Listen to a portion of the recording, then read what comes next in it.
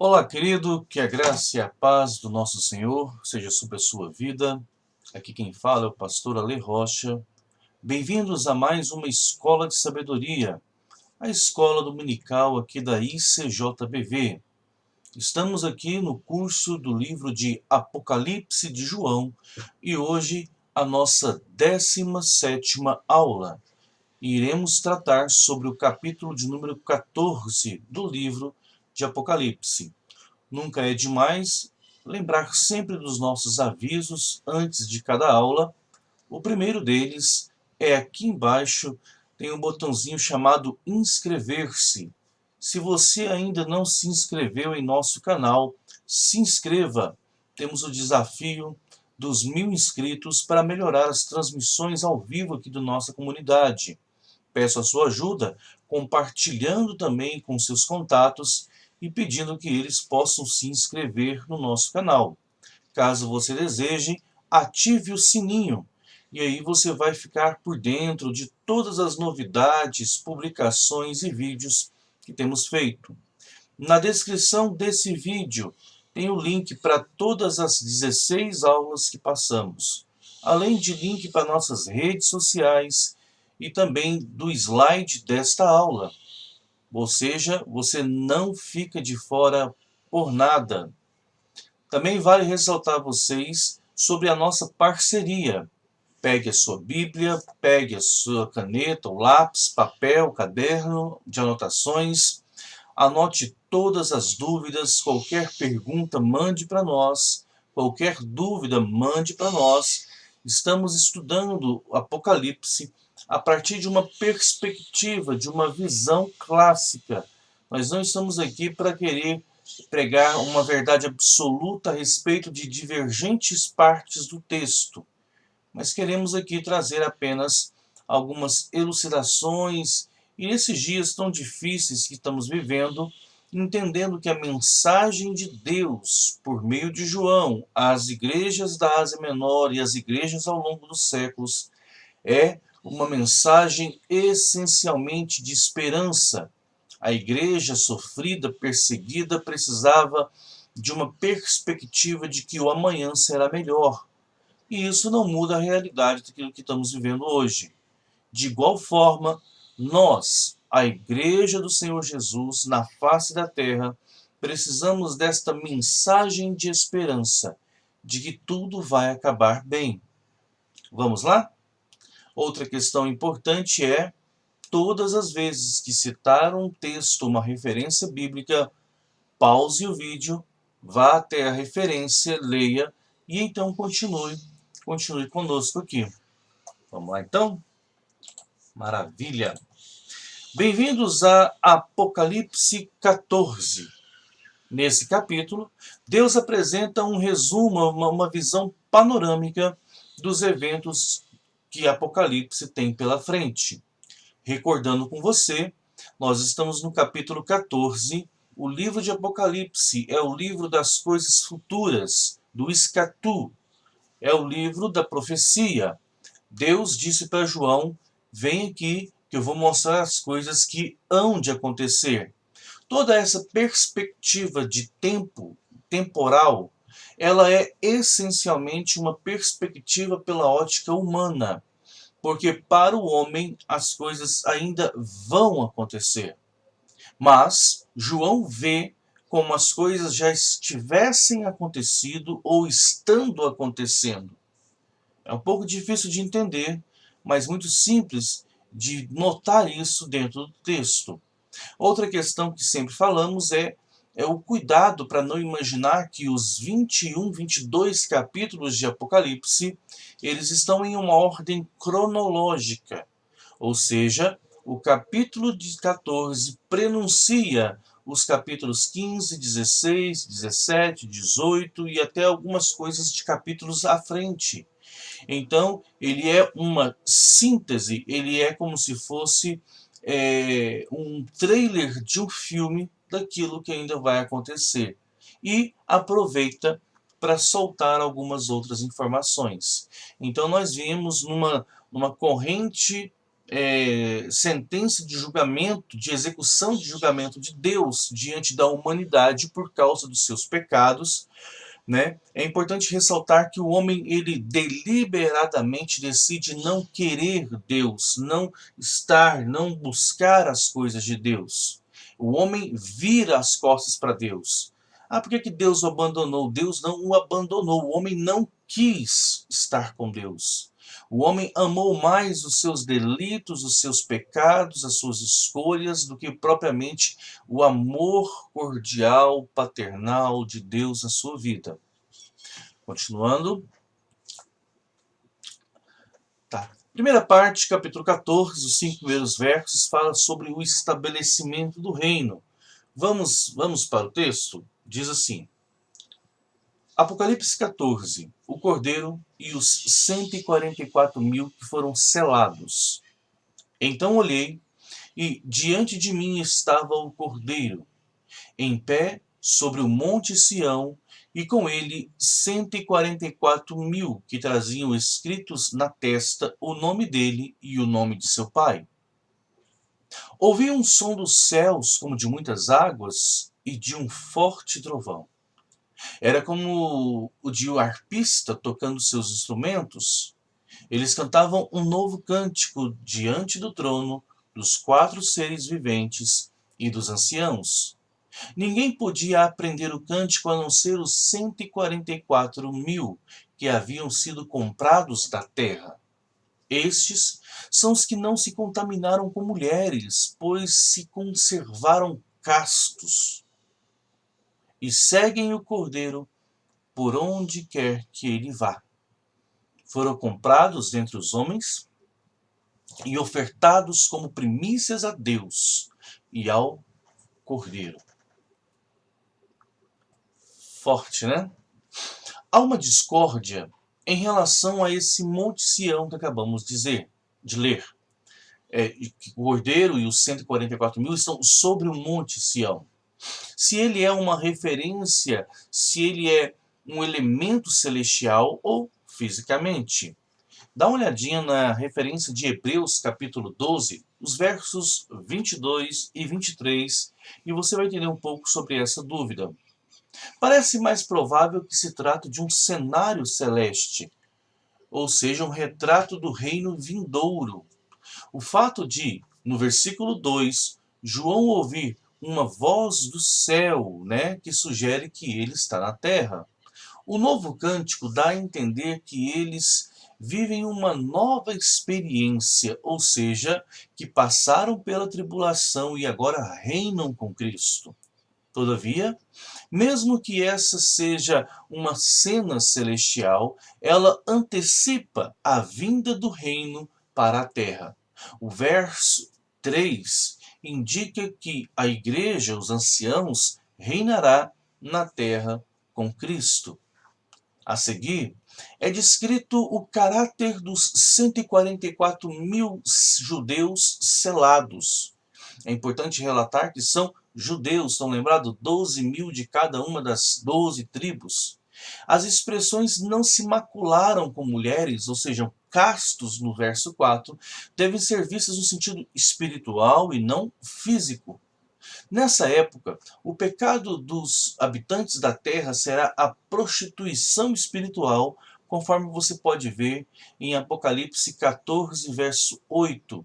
Sobre essa prostituição espiritual, você também pode ler em Tiago, capítulo 4, verso 4, e em Êxodo, capítulo 34, verso 15.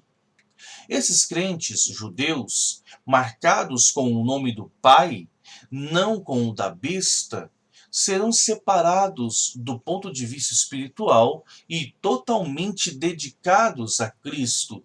Eles seguem o Cordeiro em vez de adorar a besta. Eles se tornarão o núcleo do reino judeu, as primícias da colheita futura. Aqueles que leem a respeito do textos de Paulo vão lembrar de Paulo dizer, se a queda deles, os judeus, redundou glória aos gentios, o que será da sua restauração? E aqui nós vemos plenamente a centralidade do papel do povo judeu diante de um dos eventos importantes dos fins dos tempos. Segundo ponto, o derramamento do cálice da sua ira, versos de número 6 até o verso de número 13. Diz assim o texto: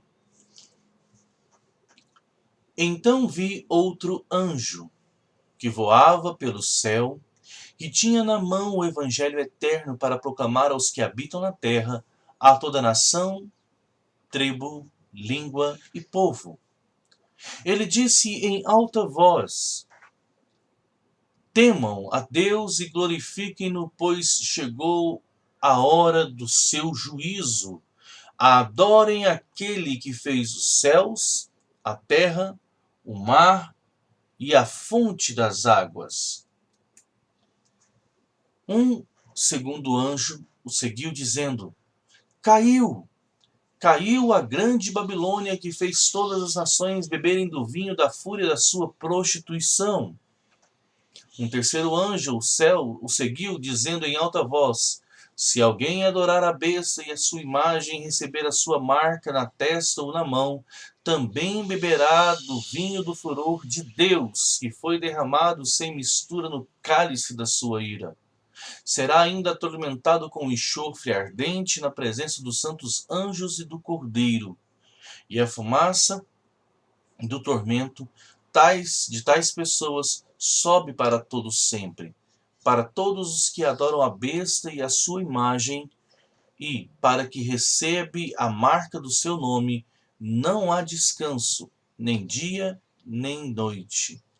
Aqui está a perseverança dos santos que obedecem aos mandamentos de Deus e permanecem fiéis a Jesus.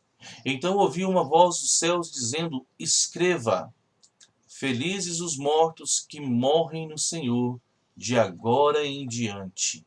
Diz o Espírito: sim, eles descansarão de suas fadigas, pois as obras os seguirão. Tremendo, né? Glória a Deus, né? A segunda parte dos versos de número 6 a 13 fala sobre cada anjo fazendo um anúncio, ou anunciando algo. Aqui vemos claramente o derramamento do cálice da sua ira. Ao início, introduzi que vemos numa crescente.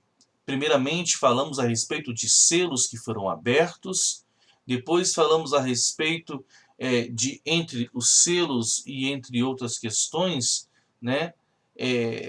Vemos sempre que o julgamento de Deus ele é sempre algo terrível. Vemos os ais da parte do Senhor, né? Sempre o Deus trabalhando, julgando as nações e as nações não dando ouvido. Vamos começar a respeito dos cálices e prenunciar a partir do capítulo 16 o derramamento das taças da cólera de Deus. Tá? Os versos de número 6 e 7 falam sobre a questão, o termo, o evangelho eterno. Hoje Deus usa pessoas para transmitir sua mensagem, mas ele também usará anjos no último período do julgamento. O termo evangelho eterno apresenta Deus como Criador, não como Salvador, e adverte que o julgamento está chegando. É um chamado para que o homem tema e glorifique a Deus em vez da besta e de Satanás. A sugestão é que serão salvos todos os que honrarem o Senhor. Infelizmente, os homens adoram e servem a criatura, não o Criador, como diz Paulo no verso de número 25 do capítulo 1 de Romanos. Esse é o chamado final do Senhor para um mundo iludido por Satanás. Segunda parte, verso de número 8, fala sobre a queda da Babilônia. Lembra? Caiu a grande Babilônia.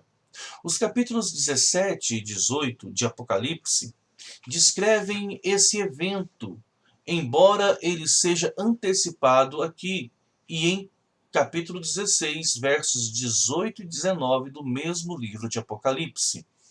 Aqui, a Babilônia refere-se ao sistema político e religioso, a apóstata, ou seja, aquele que afastou da fé, afastado da fé, né? Encabeçado pela besta, em conjunto com a igreja mundana apóstata, não apóstata, não apóstala.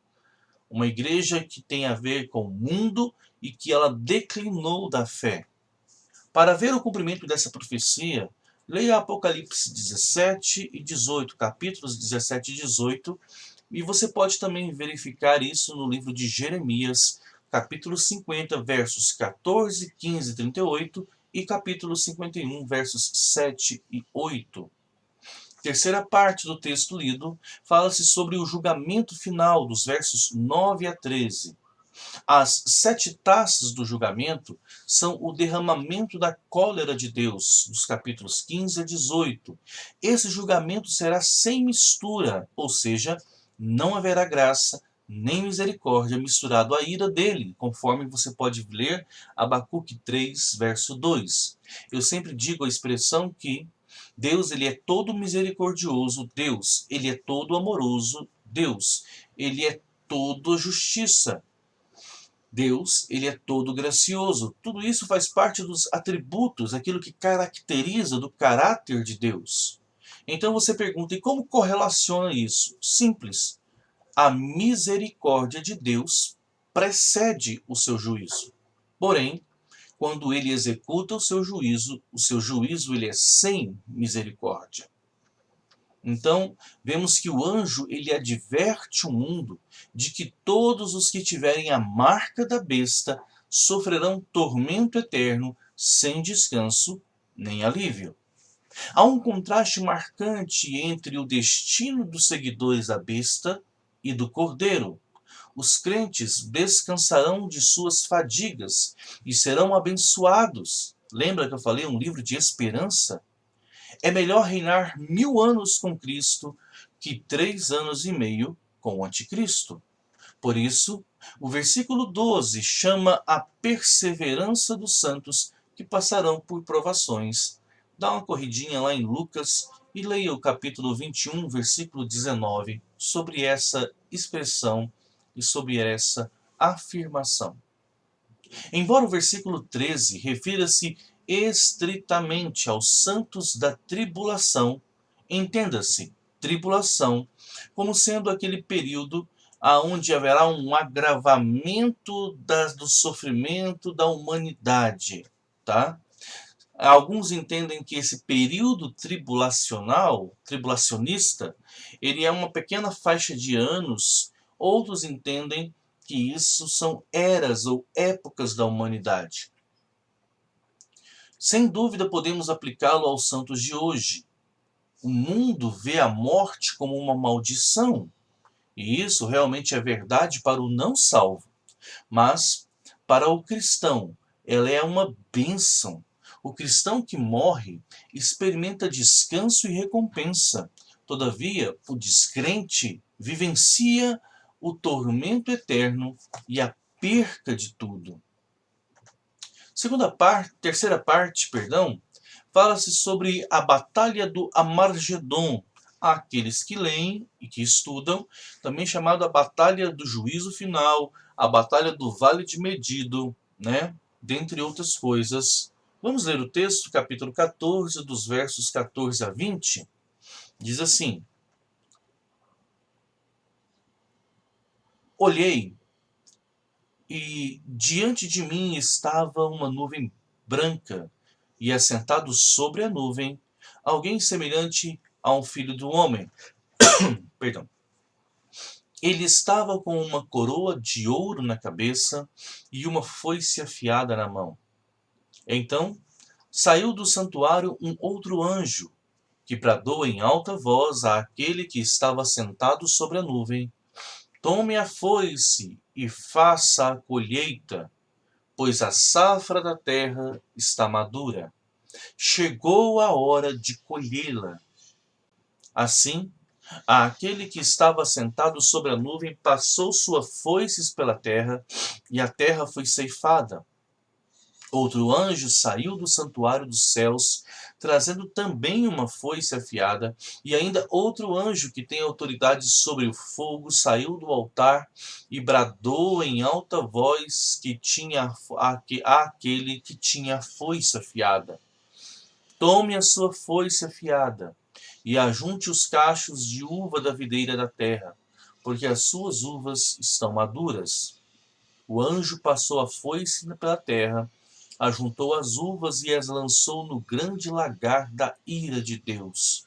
Elas foram pisadas no lagar, fora da cidade, e correu o sangue do lagar, chegando ao nível dos freios dos cavalos, numa distância de cerca de 300 quilômetros. Uma cena muito forte, na é verdade? Fala um pouco sobre essa batalha, sobre a terrível batalha, uma batalha que se estenderá por 300 quilômetros. Né? João, ele vê Cristo sobre uma nuvem branca com uma foice na mão a fim de ceifar a colheita da terra. Essa é uma imagem de julgamento. Na carne, ele veio como propagador da semente, todavia as pessoas rejeitaram a semente da palavra. Leia depois lá a parábola do semeador, capítulo 13 de Mateus, dos versos 3 a 23. Em vez disso, aceitaram as mentiras de Satanás. Agora, ele vem como o ceifador e traz julgamento para o mundo. O segundo anjo grita: a seara da terra já amadureceu.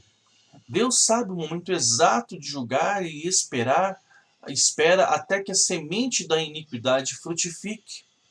Para entender um pouco sobre essa expressão, a semente da iniquidade, leia Tiago capítulo 1, versos 14 e 15 e Gênesis capítulo 15, verso 16. Isto é uma antecipação da batalha do Armagedon, conforme Joel capítulo 3, versos 11 a 16. Nesse ponto, devemos rever os eventos que levam à batalha do Armagedon.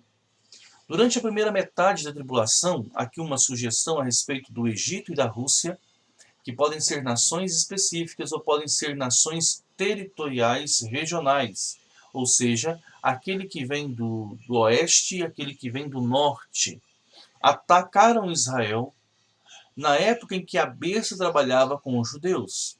A besta foi forçada a ir à Palestina para manter seu pacto com os judeus. Deus derrotou a Rússia, ou a nação do norte, e a besta, o Egito, e os dois inimigos foram mandados para casa em total derrota.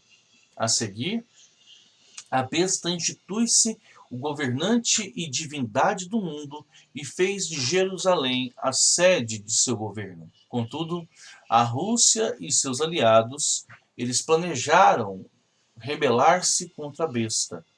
Os inimigos da besta tiveram uma oportunidade para atacar após a destruição da Babilônia, ou da nova, ou do tipo de Babilônia que surgirá na última metade da tribulação. Os exércitos se moverão em direção à Palestina, conforme capítulo 16, que nós estudaremos logo em sequência, versos 13 a 16, para lutar contra a besta. O Dr. Dwight Pentecost sugere o uso da palavra campanha em vez de batalha. Né? Veja Apocalipse 14, 16, 14.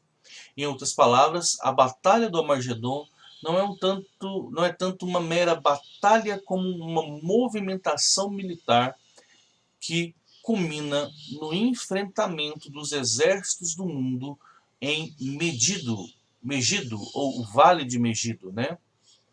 Apocalipse 19, versos de número 17 a 21, ele indica que nesse momento surgirá o sinal do Filho do Homem e que esses exércitos se unirão para combater a Cristo em vez de lutar uns contra os outros. Os versículos 17 e 18 retratam um homem cortando cachos de uva de uma videira. O perverso sistema mundano é a videira da terra, conforme o verso de número 18. Enquanto Cristo é a videira verdadeira, conforme João capítulo 15. a videira santa de Deus, que plantou Israel no mundo com a finalidade de frutificar para a glória do Senhor. Conforme Isaías, capítulo 5, dos versos 1 a 7, e Salmo, capítulo 80, dos versos 8 a 16. Infelizmente, Israel frutificou uvas bravas. Na verdade, Israel rejeitou seu verdadeiro Messias, aceitou o falso Cristo e tem de sofrer as amargas consequências de seus atos.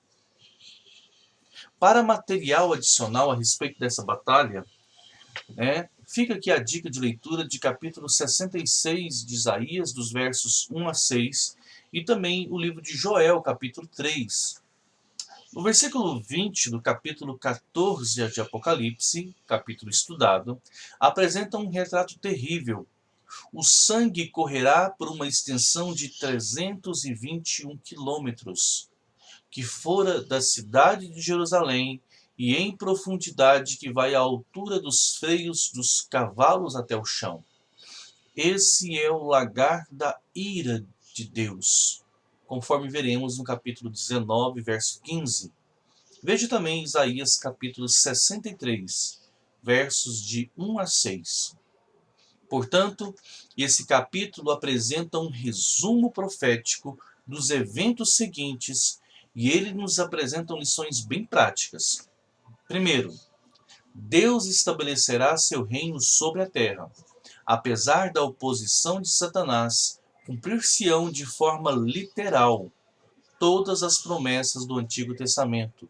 Israel terá o seu Messias Rei prometido. Segundo, os que hoje rejeitaram o Evangelho da graça do Senhor enfrentarão, no futuro, um julgamento terrível. É melhor morrer por causa de Cristo e desfrutar de sua glória eterna que viver pelo demônio e sofrer para sempre. Terceiro, hoje as nações do mundo tomam o caminho para Armagedon. Vemos o levantar da Europa, do Egito e das nações asiáticas. Vemos também a formação da Federação Europeia e de outros blocos, a princípio econômicos, mas acredito muito, nota pessoal, que a partir desse evento de pandemia mundial, teremos também movimentações de agrupamento de nações com outros fins. Todavia, a batalha final do homem contra Deus será uma derrota amarga para Satanás e para todos os seus aliados. Uau! Forte, né, queridos? Muito, muito forte. O livro de Apocalipse, ele é fantástico.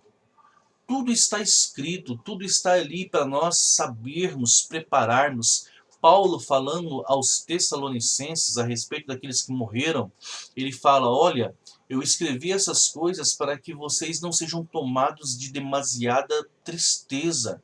Consolai-vos mutuamente uns aos outros com isso. Aqueles que morreram ressuscitarão com Cristo. A palavra de Apocalipse, o texto, o livro, deveria ser algo comumeiramente ensinado nas igrejas. A igreja que perde a perspectiva do que há de vir, do amanhã, a igreja que perde esse foco no Maranata, na expectativa iminente da volta de Cristo, e a igreja que não deseja ardentemente esse retorno, ela certamente perdeu um foco do que é ser igreja e de que Cristo, do que Deus fez por ela e através dela. Maravilha? No mais, fica aqui o meu muitíssimo obrigado pela sua companhia. É verdade, a aula parece até ser rápida, mas a proposta é parceria. Se você tiver pausado o texto, o vídeo e ir ler as referências dos textos, a aula chega aí a 45 minutos aproximadamente, 1 hora, que é o que nós temos proposto. No mais, muito obrigado por essa jornada. Finalizamos aqui o capítulo 14, né? Faltam muito poucos capítulos. Já conseguimos aí deslanchar quase 65% do livro. É algo muito bom, é algo muito importante. Eu disse no início que nós não tínhamos pressa de dar um curso em 1, 2, 3 aulas, um panorama bíblico. Nós estamos indo de forma paulatina, capítulo por capítulo, aula após aula, e que assim Deus nos permita que até o final do ano a gente conclua o estudo desse livro. A você que tem nos acompanhado, seguido, participado, né, se alimentado dessas aulas semana após semana, fica aqui a minha gratidão. Não deixe de compartilhar. Que Deus abençoe sua vida, Deus abençoe sua família, Deus abençoe seu ministério, né? Sozinhos podemos ir muito mais rápido, mas juntos certamente nós iremos mais longe. Aqui é o pastor Ale Rocha, servindo ao Senhor, aqui na ICJBV e através das mídias sociais a todo mundo. Deus abençoe e até a próxima.